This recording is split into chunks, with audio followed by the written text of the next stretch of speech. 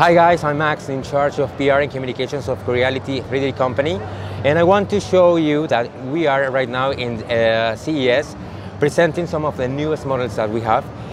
And in that case, this is a 3D printing mill, and the advantage of this machine is that it can print continuously many pieces. As for example, if we want to build 30 models of this little rabbit, we could have them done just sliding on the machine. As you can see, it is currently printing, and after it's finished, you can grab the actual piece, so it won't necessarily need to fall down. And the second advantage of this machine is that it allows you to print flat models. For example, if you were to build a sword, that could be easily achievable on this one. So that's why the right angle is off.